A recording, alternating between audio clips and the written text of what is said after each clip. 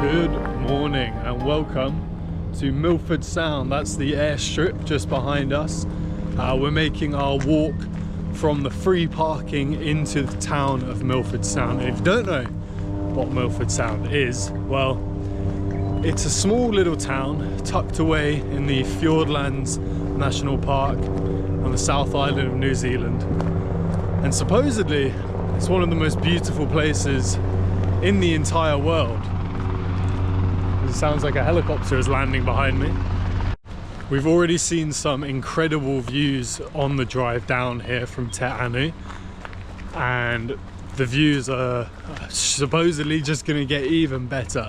This place is such a popular and stunning tourist destination that it's estimated up to 1 million people visit this tiny little town every year, and because of that we decided to get up super early to make our way down, because there's only one road in and out. There's not a lot of parking. The car park was already pretty full when we got here, so quite lucky to get here when we did. We've got a boat tour booked in a couple hours to take us around the lakes, look at some waterfalls and mountains and just pure natural beauty. We're going to do that a little bit later on. First, we're just going to explore some other little sightseeing stuff around. There's a swing, a viral swing that people take pictures with, and there's like a calf and probably some other stuff around.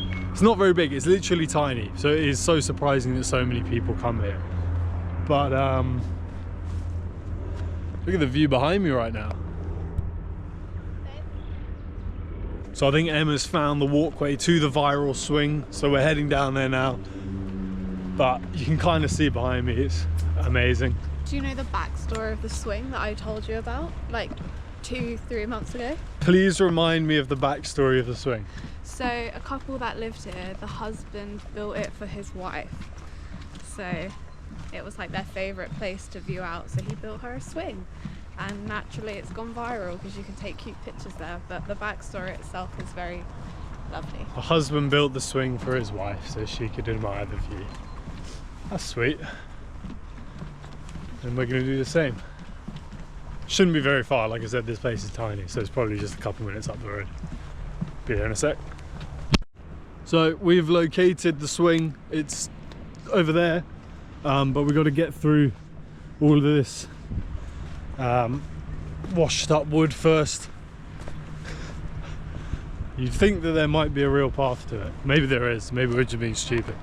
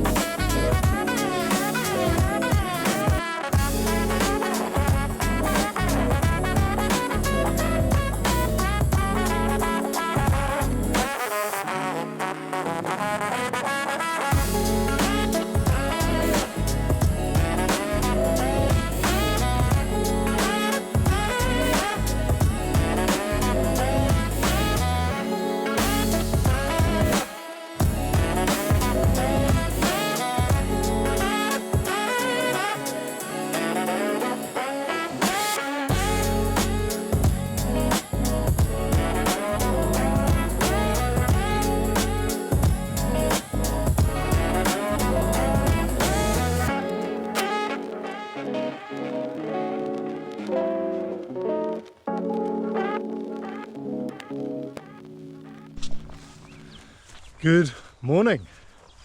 That was our little tour around Milford Sound, and you currently join me on a hill. There's not really much of a path, so I'm kind of just going off-road, making it up as I go along, trying to follow deer tracks where I can. My feet are pretty wet right now. While I'm doing this though, I thought I'd give you a little debrief on our time in Milford Sound. It was a bit hard to talk on the boats. There was a lot of wind, a lot of people, and obviously the captain as well, talking over a loudspeaker, telling you about all of the, you know, sites and history and geography of the land and all of that kind of stuff, which was really good and really nice, but couldn't really do a proper piece to camera vlog while all of that was going on. So that's what I'm going to do now. So a couple of things to start off with. First of all, Milford Sound absolutely lives up to the hype. It was one of the most stunning, awe-inspiring locations we've ever been to. You've got the fjord, which is massive, insanely deep, a mixture of fresh water on the top from rain, salt water underneath from the Tasman Sea, and then all of this sediment and rock and mud underneath that was left there by glacial erosion thousands of years ago. So yeah, Milford Sound, absolutely worth a visit if you are making your way over to New Zealand. Definitely one to tick off. We went on a clear day, which was really nice because we could see the tops of the mountains, you know, sun was shining, you could see the snow on the peaks, all this kind of stuff. It was, you could see for miles, so it was nice and clear. The views were stunning. I've heard that it's better to go on a rainy day because Milford Sound has lots of temporary waterfalls, and those temporary waterfalls are fed by rainwater. Luckily for us, it was raining the night before, so there were still quite a lot of waterfalls flowing, and the permanent waterfalls that are run from glaciers, they were absolutely full and really pumping while we were there, so that was worth it. The only thing with the sun is that the UV in New Zealand is crazy high. Who knew? Not me, that's for sure. And so because of that, I did think I burnt my nose a little bit. So that's not ideal, but it is what it is. So if you're going to go on a clear day, just make sure you wear sun cream. The main attraction of Milford Sound is obviously the boat tours themselves. The actual ferry terminal is quite small. There's a cafe, obviously there's the swing, and you can get nice pictures of the landscape. But if you're going to go, you really want to take your time to book your ferry cruise and take the tour around the fjord. They're all guided tours. The captains or someone, tour guide, will kind of talk over a speaker at you. They'll show you all the sights, they'll pull right into the waterfalls and all this kind of stuff. And among those sights are the wild animals, and they really are wild. It's not a zoo, they're not placed there for your entertainment. They are genuinely wild animals. There's a point called Seal Rock where a group of native fur seals like to relax, and we were lucky enough to see 3 of them, I believe, which is really cool. They're quite lazy in the day, just kind of relaxing, soaking up some sun while we were there. They were absolutely fine. They weren't bothered by the boats at all. They were just relaxing on the rock, doing their thing. We pulled in, took some nice pictures of them and left them on their way. You don't hang around the animals for too long. You don't want to disturb them that much.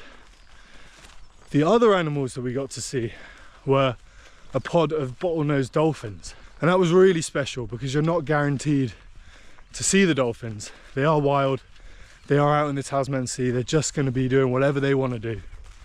I know in the video it kind of looks like 2 boats are kind of trapping them, circling in on them. That's not the case. It wasn't a dolphin spotting tour, like it was just a tour of the fjordlands of Milford Sound. The dolphins just happen to be there. The boats actually, what they do is they head up from Milford Sound, out along the left-hand side of the lake, out into the Tasman Sea, where they turn around, and the dolphins just happen to be there at the time that our boat and another boat were turning around, so that's why it looks like they're kind of circling in on them. The other thing is dolphins are incredibly intelligent, inquisitive, curious animals. They are actually attracted by the kind of hustle and bustle and noise of the boats. They want to come and see what's going on, and they want to jump around and say hello. So that's what they were doing. We were incredibly lucky to see them, and they were completely safe. We weren't actually that close to them, but they want to come and see what you're doing, so that's of their own choice. We weren't going out there hunting them down, closing in on them. It was completely safe, and they were quite happy, and we were happy to see them. It was the second time that we've seen dolphins while in New Zealand. The first time was actually on the ferry crossing from the north to the South Island. Again, they were just attracted by the noise of the boat. They swam right up next to it. I think me and Em were the only people that actually saw them.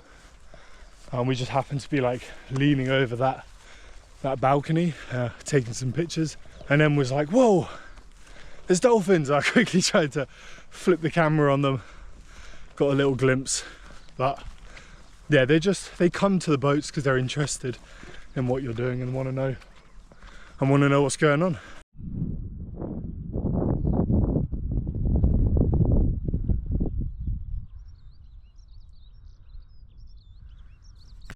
What an unbelievable view. I've been going straight up the side of the hill for a few minutes now, and I think I'm just following like a deer hare track. I've seen a couple of deers, a couple of hares.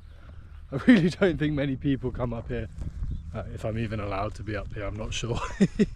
But oh well, we keep going. More on where I am in a little bit. Let's talk about Milford Sound again, because I want to talk to you about the most important thing you can do when booking your Milford Sound trip, and of course your boat tour, because that's what you need to do when you go there, and that is timing. See, I knew that Milford Sound gets very, very busy, and I kind of let that play into my head a little bit too much, and I let that throw my timings off. See, I booked our boat tour for 1 PM, thinking that will give us plenty of time to drive down from Te Anu, because it's about a 2-hour drive with no traffic. Plenty of time to drive down, you know, mitigate any risk of queuing up, because like I said, there's only one road in and out of Milford Sound. It's not a motorway, it's not a highway, it's just a bog standard normal road. And when you get to the tunnel, it's only one lane of traffic at a time through the tunnel. So what you don't want to do is book your tour, leave 2 hours before it, end up getting stuck at the tunnel waiting for everyone leaving to come through so you can go, and you end up missing your tour, because that's just money down the drain and a waste of petrol. So what I did, like I said, I booked our tour for 1 PM, and then we set off nice and early. The other thing is the car parks are very small. There's one free car park just on the outside of the little airstrip, and then there's a paid car park actually inside of the Milford Sound township itself. And those car parks are not very big at all. Even with us leaving early and there not being a lot of traffic, the car park, the free car park, was pretty much full by the time we got there. We luckily squeezed in a little space. Luckily for us, the traffic was nice and light, so we didn't get stuck in a queue. Like I said, the car parks were pretty much full though, even with that, by the time we got there. But this is where I made the key mistake. See, because the traffic was light and we got there nice and early, we had some time to kill. We walked around, we went to the cafe, we took some nice pictures at the swing and all that other stuff. But because our ferry wasn't booked till 1, spent a bit of time watching the other ferries go out, and I noticed, well, the ferries in the morning were quite quiet, not too many people on them, looked quite nice, quite relaxed. By the time 1 PM swung around, and then it was time for us to board our ferry, the terminal was absolutely rammed. It felt like Heathrow, and our boat itself was full of people. The queue to get on was insane. And the boats are nice and big, so you initially have a lot of space. But once the captain starts calling out, you know, take a look at this mountain, and there's a glacier up there, and oh, here are the seals, and now some dolphins. Everybody rushes to the top deck. Everybody crams up against the side of the railings. All feelings of personal space just go completely out the window. Everyone's pushing and shoving to get the perfect shot. And that's not really ideal. You'd like people to have a little bit more respect for your personal space, but hey ho. The real problem with that is that if you get shoved and you drop your phone, it's going in the drink and you're never getting it back. What I will say is that if you're going to come to Milford Sound, and you absolutely should, if you're coming to New Zealand, then consider booking your boat tour before 11 AM if possible. It seemed to me like the best time to do it. And just make sure that you give yourself plenty of time to drive in. Don't leave Te Anu or wherever you're staying a couple hours before your cruise starts. Just give yourself plenty of time to drive in. Take in the drive, because it's got some amazing views along the way as well. And, you know, stop for a drink at the cafe, go to the swing, you know, just take in the area before you do your boat. It's quite nice, quite private, intimate way to do it that way. But yeah, don't book a cruise after 1 PM, because it would just be absolutely hectic and it'd be a much less enjoyable experience. So those are my kind of top tip consumer advice for visiting Milford Sound. Absolutely do it. Make sure your phone is charged, because you want to take a lot of pictures. Give yourself plenty of time. Book a cruise before midday and just love it and experience it. I absolutely want to go back. I want to see it in the rain just to compare it to what it's like in the sunshine. And I also want to try, I didn't know this until we did the cruise, but the captain told us that there's actually a Milford walking track. There's a 52-kilometer hike from another fjord across the mountain range and into Milford. It takes you a couple days, but I'm definitely keen to do that. That is right up my street.